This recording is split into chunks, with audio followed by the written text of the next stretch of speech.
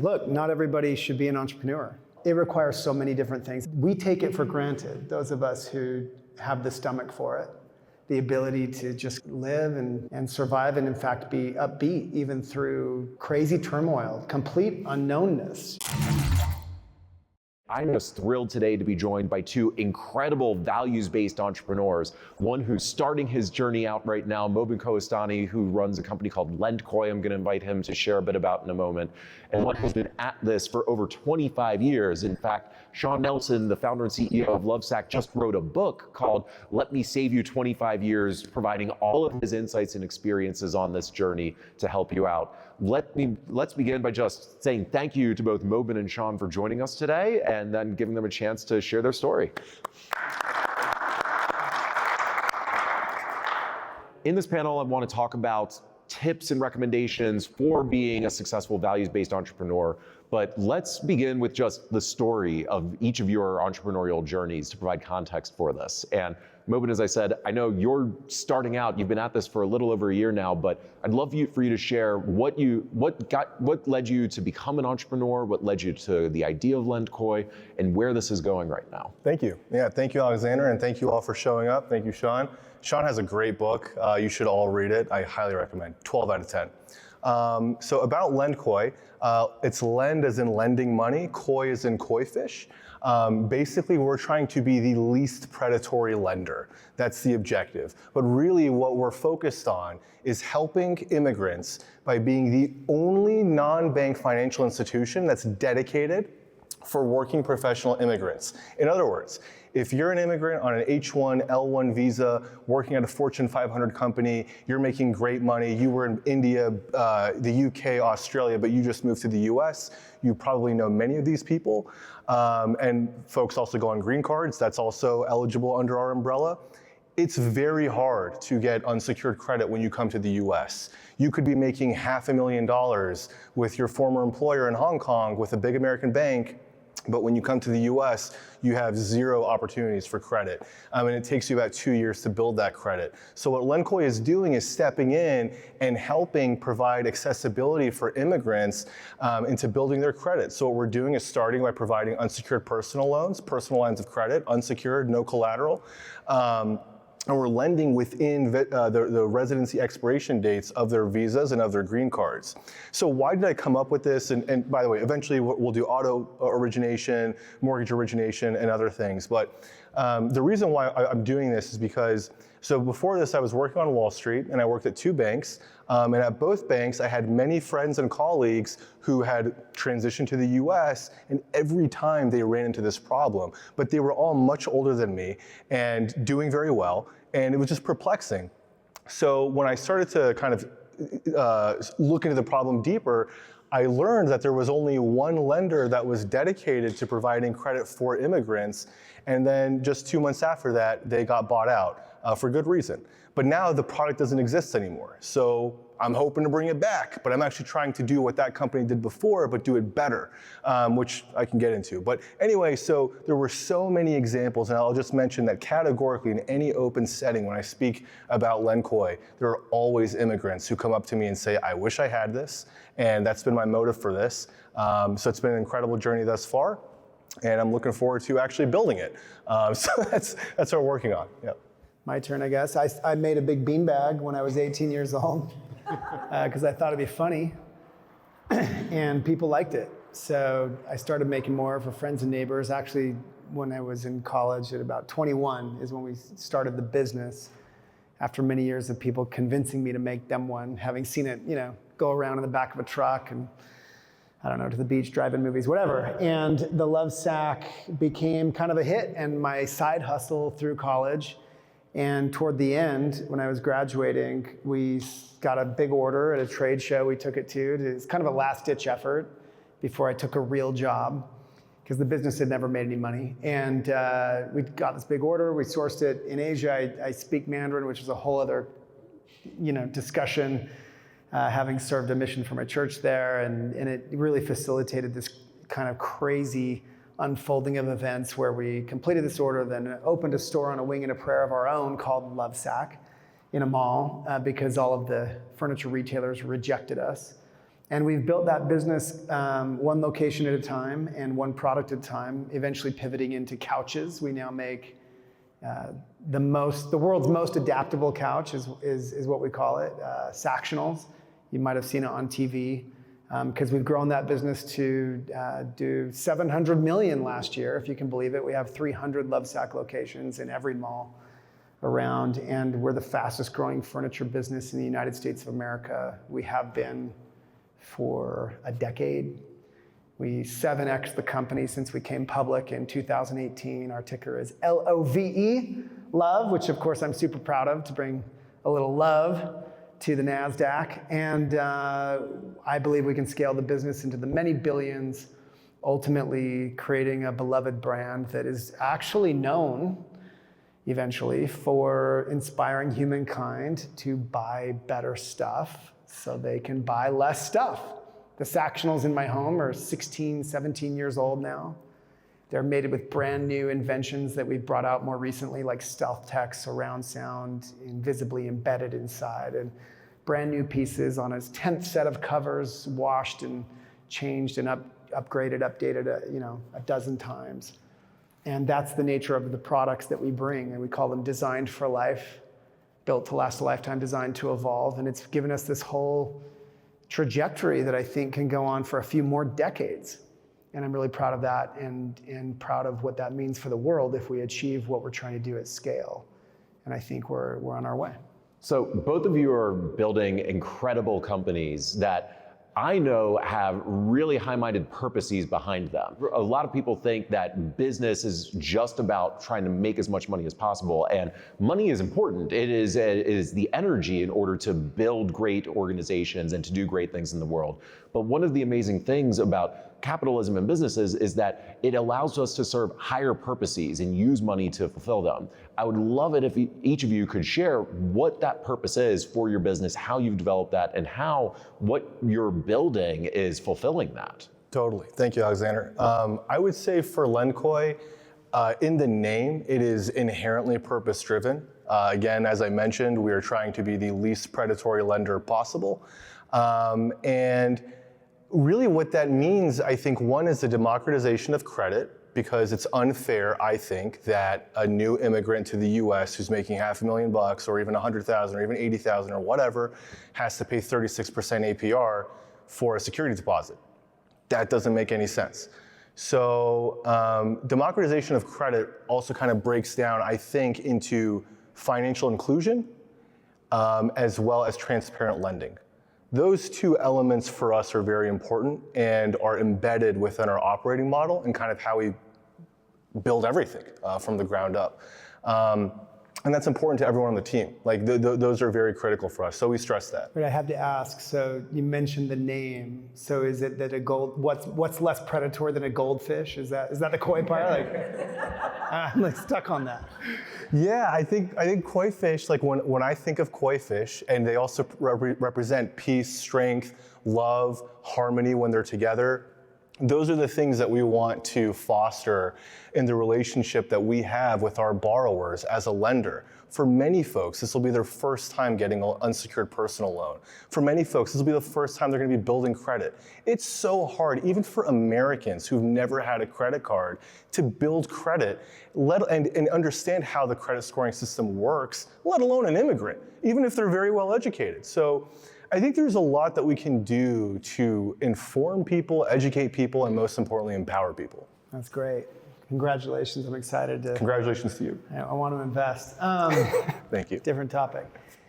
Let me talk about purpose and give you some context. I just got off a 3.5-hour call that I do almost every month. I call it CEO orientation, and we have all the new hires at Lovesac that work at our headquarters sit through this discussion where I walk them through our entire strategic guide, which of course, the pinnacle of it represented in a diagram is our purpose, which I already told you, to inspire humankind to buy better so they can buy less. And this is coming from a company that makes stuff. And ultimately, obviously, if you play that out, if we're radically successful in couch land, making couches that last kind of forever, yeah, I'll sell you more covers and more ways to expand it and improve it, whatever, that's great. But eventually, right, the implication is like you'll reach some kind of stopping point. Well, the biggest consumer company in the world is this one, and they're happy to sell you the same thing every year or two, and they've conned us into behaving that way. And the truth is, there could be a designed for life version of this, but that will never happen. And we all know why that won't happen. We all know that it's not some conspiracy, it's just good business. But it's gross, and it's eating up the resources which are finite on this earth. And it's not even any kind of mystery. And so yeah, I will be forced to innovate into other categories, and I think we can be successful in those other categories just like we've been successful so far in this one. And when you have a purpose like that, or like yours, and this is why I mentioned that 3.5-hour call, the people on that call, there's a dozen of them, they, by my estimation, are so energized and enervated to be here. They are so grateful to have found a place where they can bring their amazing talents, because we can afford the best talent now. I mean the best. And it's cool to be at a place where we can do that, because we couldn't always. And they could choose to work anywhere, and they come here, and they are so glad to be part of this culture, and they'll contribute their good effort and their great talents and their great spirits to building more of that enervated, uplifting, positive, and capable culture to go attack and win in this category and produce tons of sales and tons of profits, which will then allow us to go compete in other categories. If we have a long enough runway, maybe we'll even get to this one, I doubt it. But the point is, a purpose is so powerful and motivating, far beyond anything I could possibly do to pay these people more. And you may be cynical about that, but I see it. And that's the reason I'll spend another 3.5 hours of my life unpacking the same information in great depth so they understand it from A to Z. They understand the whole plan. And then they can make a decision for themselves whether they want to be here or not. And to me, that's just one element of how powerful the purpose can be. But it is the reason why. One of them asked me, what do you lose sleep at night? It came up during the conversation. And I said, I don't lose sleep. I sleep really well.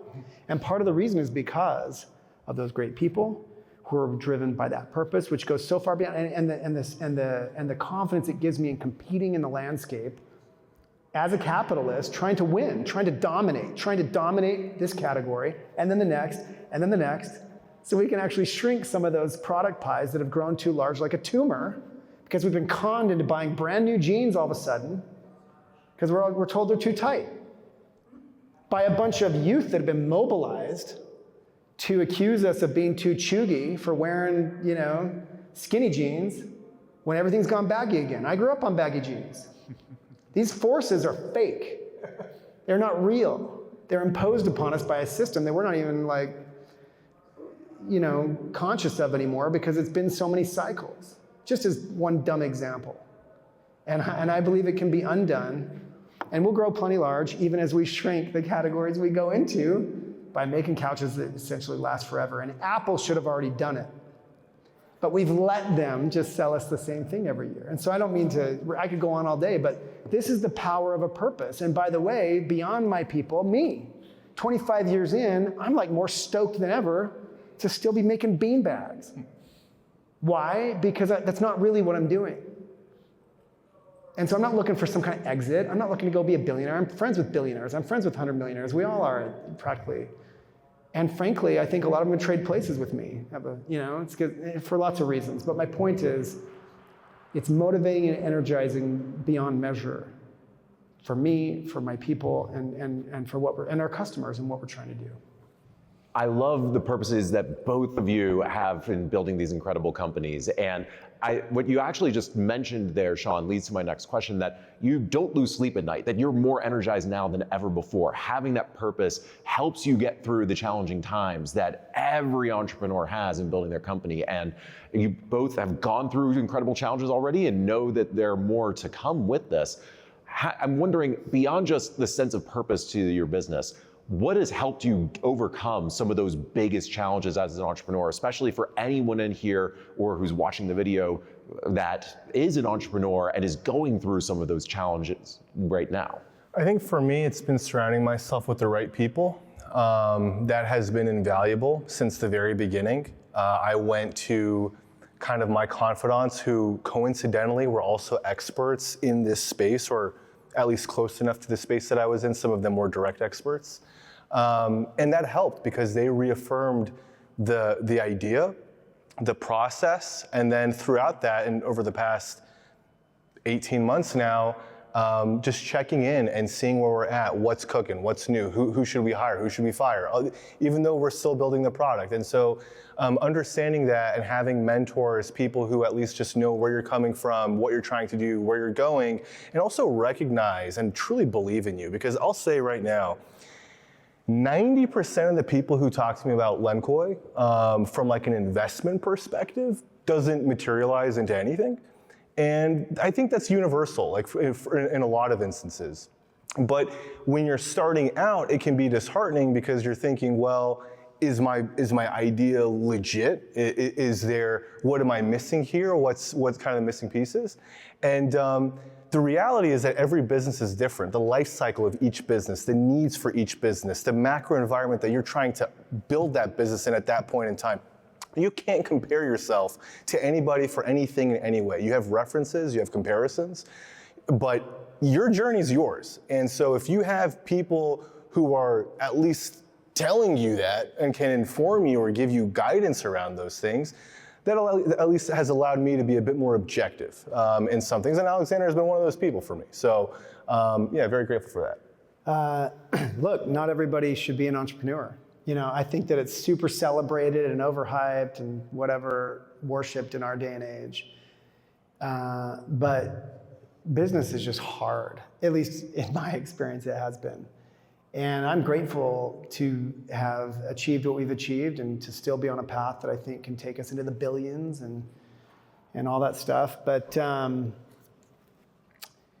it requires a lot. It requires so many different things. And one of the things that I talk about in my book, Let Me Save You 25 Years, I unpack these 25 little Shawnisms, these lessons.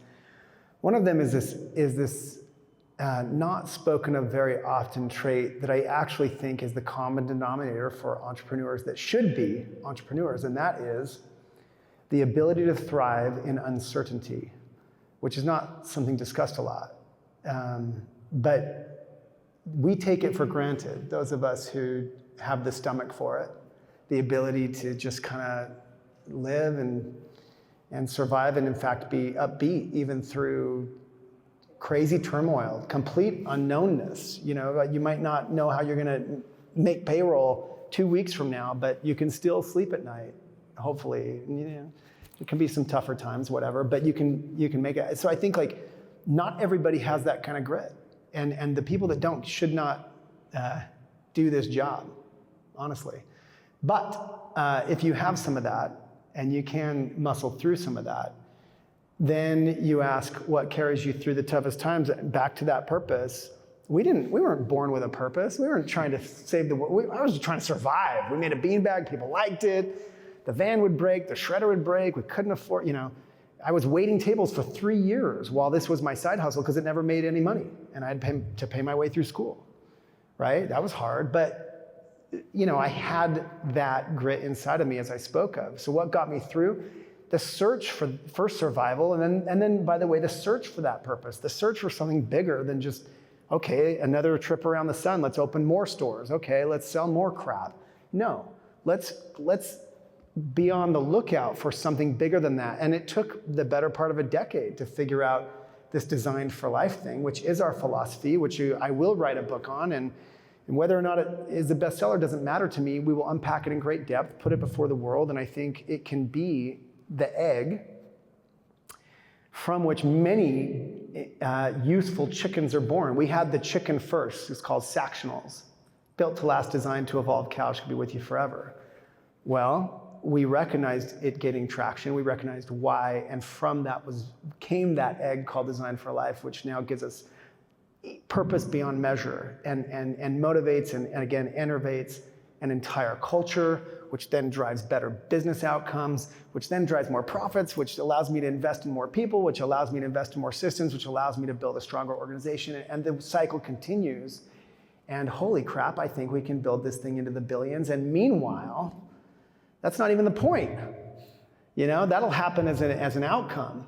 And when you're able to somehow find your way to that kind of a flywheel, people want to be a part of it. And they want to be a part, and yeah, you got to pay them, and yeah, they're going to negotiate their salary. But the truth is, they want to stay with you, and you just have something that isn't that common in the world, because most of the corporate world is driven by wealth extraction. People who just want to find the fastest way to make the most money possible, and that's cool, and you can go do that and get super rich in different ways if you get a little lucky. But that doesn't motivate people, it doesn't energize people, and ultimately, no matter what companies put on their wall, their purpose, their mission, their values, people see through it, and it's really just the fastest way for those executives to get a paycheck. And ultimately, businesses then will falter, brands will, bump along, and that's just not the game I'm playing. And so that's now what gets me through, but it took me a long time to get to that point. One thing I'd just like to add to that, if I'm not mistaken, Hubert Joly is the keynote speaker at the Conscious Capitalism conference. So Hubert Joly was the former CEO of Best Buy, my personal idol, like in business, right? And I've never met him, but my first ever job was at Best Buy, and it was like Toys R Us for me, because I was kind of a nerd. And I saw his takeover of Best Buy and the transformation, and seeing Best Buy basically come back from the dead. But anyway, to what you were saying, Hubert in his book, The Heart of Business, mentions that it's critical for businesses to prioritize purpose and people, both internal and external stakeholders, before profit. Because if you do those two things right, as Shawn mentioned, then the profit will come. The trajectory of those things and everything else, who knows, who cares? But the reality is, that should be what's driving your business. Actually, we'll have to make an intro for you to Hubert then, to make sure that you can connect with him, Mobin. That's a separate point. But let me ask each of you a different question, starting with you, Mobin. You're still in the early stages of this entrepreneurial journey. And I'm curious what you've learned about being an entrepreneur that you did not expect when you went into this, and that you've been reflecting on as some of your biggest takeaways a year and a half into this. Wow. I mean, it's been an incredible experience. Everything I thought, just not true. I knew it was going to be difficult. I knew that a lot of unknowns, but the extent to which, what's really underneath the surface, the game that everybody's actually playing, and now I know why 95% fail. There's a lot of insight that I've gotten through just being in these networking sessions, talking to a bunch of different founders, talking to dozens of VCs and investors, angels and the like. You really start putting things in perspective. And for me, it's been about just kind of pacing myself, because I'm a passionate dude. I see that we need to bring this to market.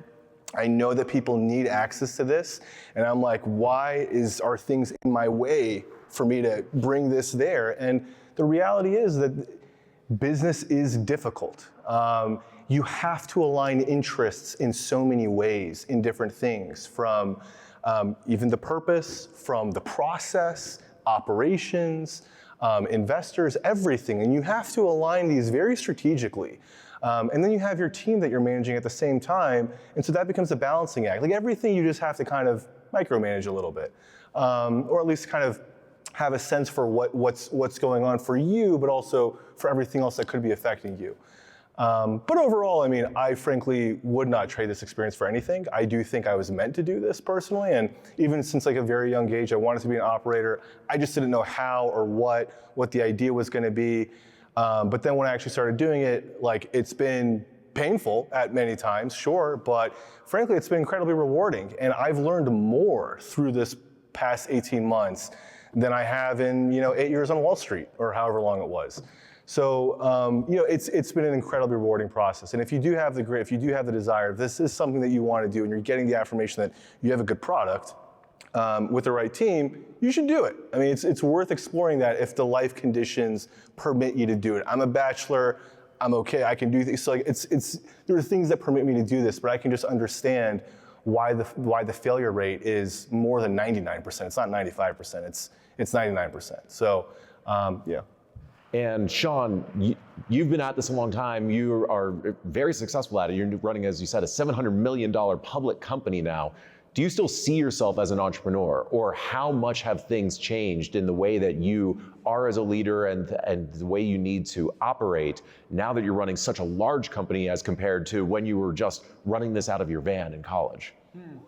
Yeah, there's this moment, again, I share in this book that I'm standing in front of this college class. So I eventually, for whatever reason, chose to get a master's degree from the Parsons, the New School for Design in New York City. And we were living out in Connecticut, growing the company out there. And anyway, I ended up teaching there after I had my master's and teaching in the master's program. And I'm standing in front of these business-like students. This is like their business program from a design school. And I'm teaching this course on business principles. And I'm feeling just like a total fraud because at this time, this is around 2017, we were once again facing financial ruin because this investor that we needed to come in kind of bridge us to our IPO, which was kind of brewing on the horizon, was faltering. And here I am at 70 million in sales, feeling just as vulnerable as we did at 7, or as we did at 70,000, or 7,000. It feels the same. And now it's 700 million. It kind of feels the same in the sense, and it's different now. We are profitable and generating cash, and that's cool and useful, but it still is just as challenging and it's just almost, it's like bigger chips at the table. Just, in a way, the same game, just more risky. Bigger wins, bigger losses, bigger challenges, and bigger opportunities. And I just consider myself lucky to still be at the table with a stack of chips. And in a lot of ways, a lot more wisdom than I had, and surrounded by really great people. Along the way, you have to be like a collector of talent. You cannot do this on your own. So you ask, am I still an entrepreneur? Absolutely. Why? How? Because I have Mary Fox, who runs my company practically. She's my president and COO, and she ran Walmart's apparel business, and she ran L'Oreal, and she ran Bic. That's the kind of people I get to work with. And I'm like a beanbag kid. So now I get to do the things I want to do and that I know I'm good at. I'm gonna stand on the stage later and give a keynote. And the point is, I don't care if I sell some books. The point is, I'm trying to drive a movement. What movement? I'm trying to get people to buy better stuff so they buy less stuff. What does that do for me? We are the better stuff, at least in Couchland and eventually other lands as well. So if I can stoke that movement, it's going to come full circle, benefit me, and be amazing as we begin to achieve that. And meanwhile, Mary and an amazing team beyond her, keep the wheels on this bus. That's where I'm at. So I'm absolutely an entrepreneur, and everything I do, from being here to writing this book to inventing more products as well, I continue, is entrepreneurial in nature, and that's the reality I've created for myself. But again, I'm 25 years in, and I'll go 25 more, and I think that's kind of the difference. And look, I'm a weirdo. Like, not everyone's wired that way, and I have more time to surf. So that's, so I get to go 25 more because I've set up my reality in a way that allows me to have the life that I want, even as I continue to be fully engaged. So that's me. So we actually do have a microphone up here. I'm going to invite people to come on up and ask any questions that you have. So if you have questions, come on up now. But my last question I want to ask is, okay, being at this for so long, having these great purposes and building incredible companies, we're surrounded by the right people is incredible. One of the things that's often overlooked in entrepreneurship is the kind of support that entrepreneurs are looking for, beyond just investors to finance, beyond just having team members to execute on your plan. For anyone who is thinking they either want to be an entrepreneur in the future, or they even just want to support some entrepreneurs that they know in their lives, what could be the best things that they would do to provide that kind of support, given both of your experiences? Sorry, just to clarify, to support entrepreneurs? Yeah, entrepreneurs in their life, whether they're an investor or they're a family member or they have a friend doing this, what would be the best kind of support they could provide? Right now, I really need money. But besides that, I do think that that this is a journey at the end of the day, and that support system is incredibly powerful and helpful. Even the referrals and the introductions, that means a lot. Like just showing that you care, showing interest, like finding ways to connect people. There were conversations, like I would mention LendKoi to a friend. He's like, actually, I know someone who does something, he might be of interest to you. Turns out it was totally of interest to me. And so I think as long as you have an open mind and you're hearing the other person, you might be able to add value to that person in more ways than you know. Yeah, I'd echo that. Connections is number one. You just never know where things can lead. We've met through different circles. We got to meet at your event on Necker Island, and I don't do a lot of networking stuff. I wish I was a better networker. I wish I was a better mentor seeker, all those things. I mostly read books because they've been my mentor, and so there's lots of ways. But making those connections for people, being a connector yourself, I think we just have to be generous. We have to be generous with our connections, with our time, with our energy, with our wisdom if we have it. And ultimately, that's why they pay you the big bucks. As the CEO of your own life, you are paid the big bucks, metaphorically or literally, to make decisions. And if they're good decisions, net, you're going to come out ahead and drive something that's profitable and sustainable. And if they're bad decisions, so entrepreneurs have to make their own decisions. And net, if they're bad, or by the way, if they get unlucky, or a combination of both, they're done. But if you can help them by giving advice or being generous with your network or even your money as investment, then there's a better chance they're going to survive and thrive and do good things in this world, or at least things in this world, hopefully good things. Fantastic. All right, yes. Let's open it up to questions from the audience here. Bill, you get to go first. All right. So in a day where the word capitalism can be a dirty word, you seem to openly embrace it. And I'd just like to ask each of you, what does the word capitalism mean to you such that you embrace it? Thanks. For me, it's freedom. Thank you for the question. I was inspired and drawn to capitalism through Milton Friedman. That was kind of the source of inspiration for me. And so the term freedom has always resonated. And yeah, I think capitalism is a beautiful thing at the end of the day. Like, it's voluntary exchange. We're all here to help each other and to at least align interests when they matter, and when they don't, we go our separate ways. I think that's kind of how humans in their natural state tend to operate if they can, assuming there's safety and protections there. We just kind of want to do our own thing, and I like that. I love that. And businesses are thriving and helping people that way. And the most prosperous places in the world are embracing that, or at least that's where the prosperity stemmed from, right? So that's what I'm hoping we can, capture at a small scale. Yeah, look, capitalism has been abused, just like government has been abused, just like, take your pick, any force can be abused and twisted for devious ends. And when that happens, it gets a bad rap. But ultimately, for me, capitalism is the leveraging of free will. So, the other side of the coin to freedom. So for instance, I can go on and on about, buy better, buy less. But unless I can compel people to buy a couch that's just better for, kid-proof, dog-proof, life-proof, whatever reason they want to buy, even if it's just because it was the only one that would fit down my stairs. I've now, leveraged their self-interest. It has to be aligned with their self-interest to win their money. Now I can do whatever I want. I choose to leverage my free will to invest it in ways that I think are good and purposeful and useful. But I don't have to behave that way. I could figure out a way just to maximize my personal wealth through that vehicle, which is, I once had a private equity guy put his hand on my shoulder and say, Shawn, I'm going to teach you something that the former CEO of Coke taught me. A business is a vehicle from which you should extract wealth from. And by the way, I don't think he's wrong. I think you're an idiot if you don't know that game is going on. But if that is the game that you're playing, I just think, you can win at that, but man, like what a sad existence. Like, so what? I know plenty of rich people, so what? Honestly. You know, so I think that you get to choose whether you abuse capitalism or whether you utilize it as a force for good. And sadly, it gets the bad rap because of the former.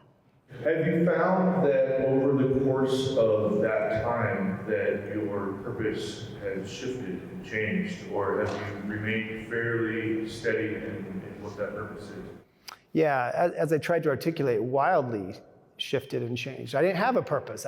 My purpose was to survive, admittedly, for not even just a few years, for like a decade and a half probably, until we saw the traction the product had, extracted from it this little bit of wisdom. If you make things built to last, lifetime, designed to evolve, you can have a more competitive outcome. And from that comes the profits that drive the whole engine. So don't feel bad if you're not purpose-led. Just, try to get there. And I think if you're trying, you'll probably get there. And it's just way more satisfying. I don't know how much ultimately money I'm going to make. I haven't taken my chips off the table. And Lovesac stock is, in my opinion, highly undervalued. I hope it can double, triple, 10x, whatever. But I think it probably will. But in the end, I don't know on what timeline. So I'm just going to keep going. And I think that will happen, right? But what drives me is not that. What drives me is that purpose. So just be on the lookout for it, be open to it. And look what an advantage someone like this has, who gets to come out of the gate being driven by a great purpose and a goldfish. And I think it's amazing, they're genuine. Yeah, I really don't take it for granted. I don't. Yeah, great question. I just love your answers about capitalism, but we didn't hear your answer about that, and I want to make sure that we got that. Well, these two are the stars here, but I appreciate that, JJ. Look, for me, capitalism is not just a system of voluntary production and trade and cooperation. It is a system that's based on certain fundamental principles that have allowed for it to create the greatest amount of human flourishing we've seen over the entire history of humanity. It's principles like respect for human dignity. It's the recognition that every individual has the freedom to choose what they want to purchase, what trades they want to make, what they want to produce. Principles like equality of engagement with each other, where people have the opportunities to engage, to work with one another, to create amazing things, as well as a fundamental commitment to value creation, that every trade, everything that's produced needs to be creating more value than existed before for people to choose to participate in that.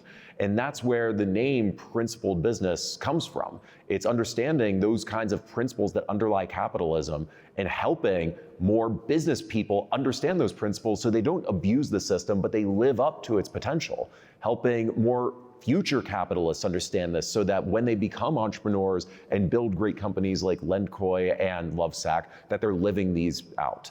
And to help the public understand them too, in order to support and encourage more people to go into capitalism, to go into business, to live those principles out. That's why this is so important to me.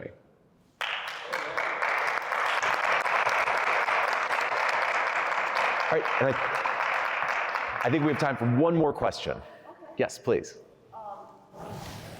What do you say to the people who want to do something good, to help others, and the first thing comes to their mind is to start a nonprofit?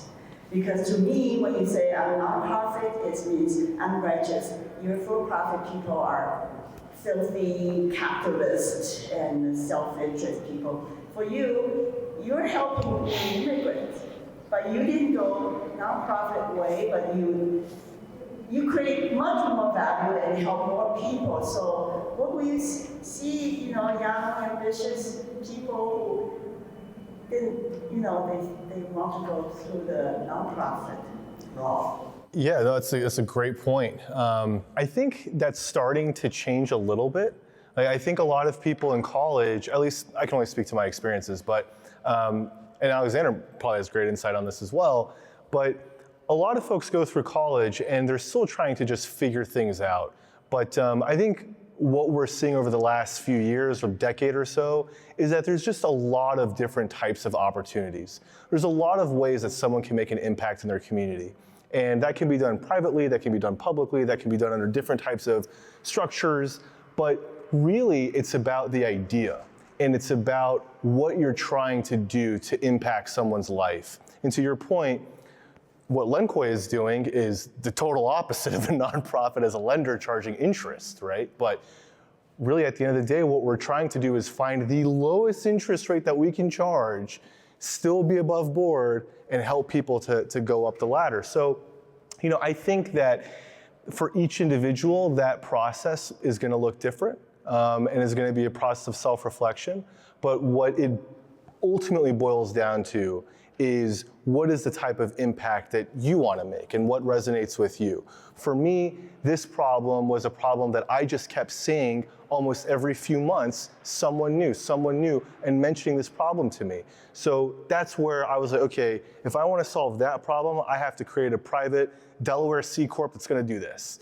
It's a little bit different, but a lot of people, they used to do nonprofits, and I feel like that's starting to change a little bit into more private. And I'll just tack onto that. I don't see any difference. And what I mean is, look, in a nonprofit, one of your major sources of capital is often asking for money, raising money, in form of donations or what have you. And I don't see that really as much different than raising money through profitable sales or services. It's just a different exercise. And in the end, if it's a vehicle that works better for whatever it is you're trying to do, I think that's fine. I think that, but you're relying on other people's generosity and stuff like that versus being able to create a flywheel that drives itself and produces the capital necessary to continue to grow and effectuate the mission. So it's a choice, and I think that as long as people are trying to utilize the system to do noble things, I think that's a really great outcome. And I think that's everything that your organization stands for. So. All right. Well, everyone, let's give a round of applause for Shawn and Mobin. Thank you both so much. And before we wrap up, I want to remind everyone, Principled Business what we're building here is a movement of capitalists advancing capitalism. Principled Business is the nonprofit arm that is educating people about those principles of capitalism and encouraging more people to be capitalists, to live up to the potential of capitalism. And Liberty Ventures is the for-profit entity that is looking to build the network and connect business leaders who share these values with each other to scale their businesses, to scale their impact in the world. And with that, thank you so much, everyone, for being here. Enjoy the rest of Freedom Fest. And if you want to get involved with Liberty Ventures or Principled Business, happy to talk with any of you here or at our booth later today.